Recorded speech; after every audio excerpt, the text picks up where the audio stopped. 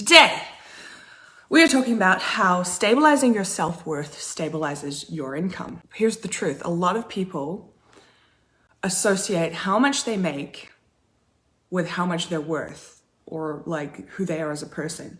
And if they have, if they're having a good month where they're making a lot of money and it's coming in, they feel really good about themselves. They feel really proud, right?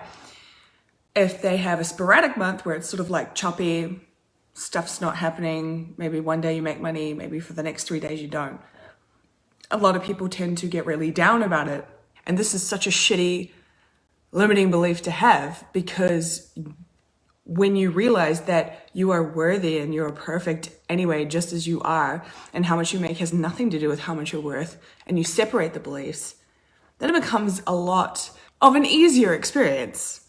Like you're not constantly linking the two up and making yourself feel like shit unnecessarily, right? When it comes to money, if you don't work through that stuff, if you don't stabilize your own beliefs about yourself, it's gonna kill you. You know, it's gonna kill your business. You are gonna make moves out of fear of not being good enough. You're gonna make moves from a place of low self-worth. You're gonna make moves from scarcity, because not only do you need money, right? Because if it's like up, down, sporadic, right? Not only do you need money, but you also need it to feel good about yourself.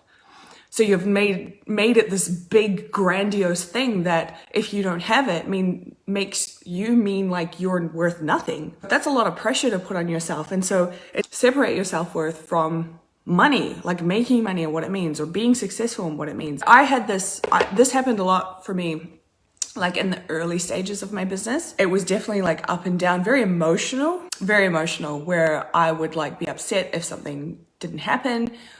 It wasn't even just to do with money. It was like, oh God, like if I didn't get a certain amount of subscribers by a particular time, or if like my YouTube video didn't get a certain amount of views, I would feel like crap. And then I learned, if you don't separate your emotions from business, from money, from all that stuff, it's just, you're gonna drown. You're gonna drown in your business. Like it's going to be an emotional roller coaster if you associate your own emotions and your own feelings and your own self-worth with your business.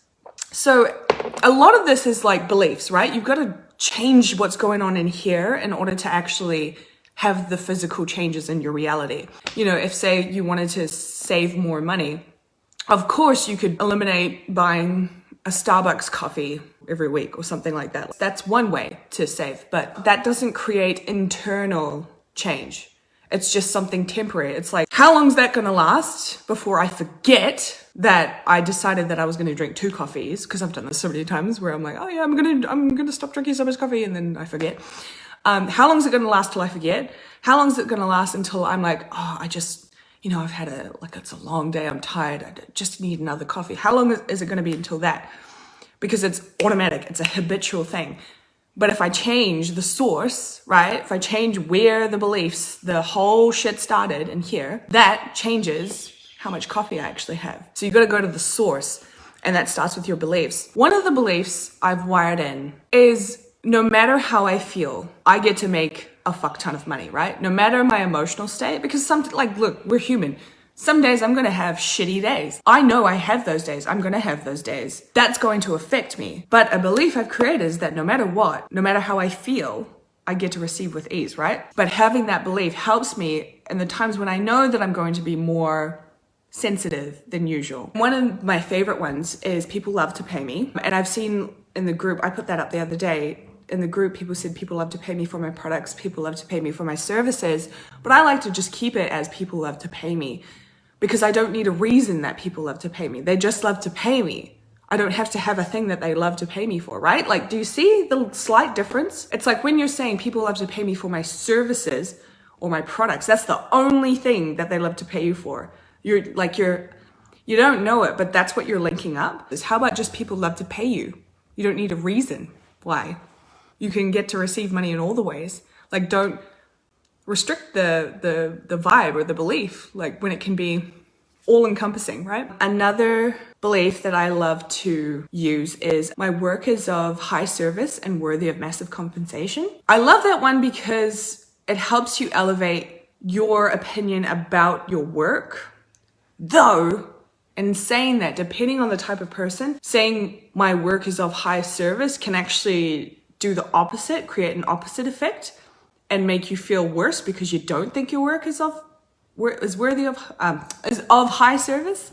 So you have to be honest with yourself about that. Do you honestly believe your work is of high service? And if you don't, change the wording a little bit, like reword it to make it sound better for you, because your work will be of high service. I know that we're the society of wealthy businesswomen. I know you guys are high class and high quality, but when it comes to your beliefs and what you're telling yourself, a lot of them are liars, right? A lot of the thoughts you're having are liars. So even if you don't believe your work is of high service, and it actually is, you've got to figure out different terminology that you can use that de-escalates the emotion around believing that it isn't of high service, right?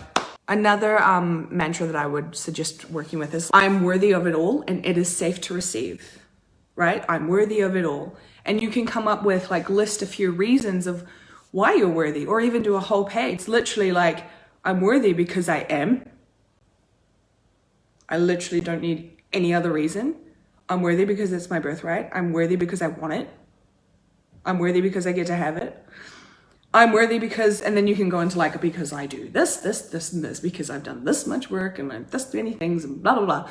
But the core reason of why you're worth it is just because you are. So yeah, mantra work is huge for me. I love it. It's like finding the perfect words creates an access code to the shift happening. You know how I said my work is of high service and worthy of massive compensation?